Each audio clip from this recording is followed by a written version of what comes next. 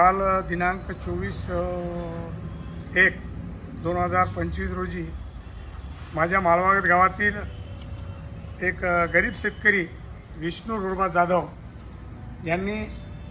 कर्जाला कंटाळून त्यांच्यावर युनियन बँक सोसायटी असं कर्ज असल्यामुळे आणि यावर्षी त्यांना एक मुलीचं लग्न करायचं होतं। त्या लग्नाचा त्यांनी विचार केला की बा आता लग्न कुठून करायचं आणि शेतामध्ये जाऊन पाहिलं तर तूर आणि कापूस फार म्हणजे एकरी 1 क्विंटल बी कापूस झाला नाही आणि तूरसुद्धा त्यांना 1.5 पोती झाली नाही 3.5 एकर जमिनीमध्ये। आणि आज मुलीचं लग्न कसं करायचं हा विचार त्यांनी मनात घेतला आणि घरी पत्नीला आणि मुलाबाळांना काही न सांगता आज 2 मुली आहेत। एका मुलीचं लग्न झालं, एक मुलगा आहे, मुलाचं लग्न बाकी आहे आणि लहान मुलीचं लग्न यावर्षी ठरल्याप्रमाणे यावर्षी करावं लागेल। आता कर्ज कुठून काढायचं, जुनं कर्जच फिटलं नाही असे विचार घेऊन ते शेतामध्ये गेले आणि शेतामध्ये गेल्यानंतर त्यांनी शेतात फिरून पाहिलं तर जंगली जनावरांनी सर्व नासधूस केली होती। काही 2-4 वेळी तुरीला शेंगा होत्या तीसुद्धा सर्व नासधूस केल्यामुळे त्यांनी विषारी औषध प्रशासन करून एक स्वतःची जीवनयात्रा संपवण्याचा विचार केला। आणि काल अंदाजे 9:30 ते 10च्या दरम्यान त्यांना गाई ढोरं चारणाऱ्या लोकांनी शेतामध्ये पाहिलं तर त्यांना झटके चालू होते की ते पॉयझन घेतलं म्हणून असं लोकांना मग शेवटी आता माझा जीव जाते मला वाचवा असा आवाज दिला आणि त्यांनी घरच्या लोकांना सांगितले की तुमच्या विष्णू रोडबा जाधव यांनी बुवा शेतामध्ये विषारी औषध प्रशासन केलं। तेव्हा गावातल्या लोकांनी धाव घेतली, त्यांची धर्मपत्नी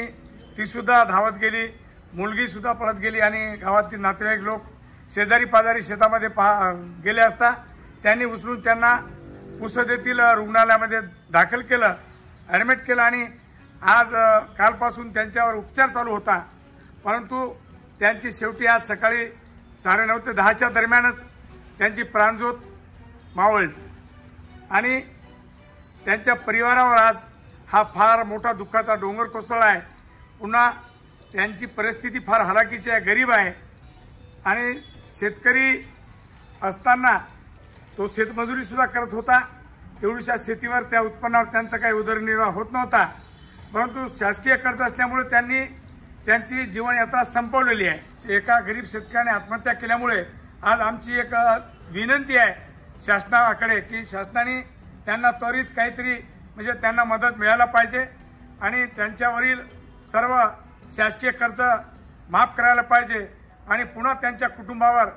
असा एक जे दुःखाचा डोंगर कोसळलेला आहे त्यांना त्याच्यातून बाहेर निघण्यासाठी शासनाने मदत करायला हवी आणि लोकप्रतिनिधी, संबंधित आमदार, संबंधित खासदार या लोकांनी सुद्धा प्रशासनाच्या लोकांनी आणि लोकप्रतिनिधींनी आपल्या पुसद विधानसभेचे राज्यमंत्री इंद्रनील भाऊ नाईक, वाशिम यवतमाळ लोकसभेचे खासदार संजय भाऊ देशमुख आणि काही सामाजिक कार्यकर्त्यांनी या परिवाराला मदत करायला हवी आहे आणि शासनाने सुद्धा त्यांना मदत मिळावी यासाठी शासनाकडे आमची मागणी आहे।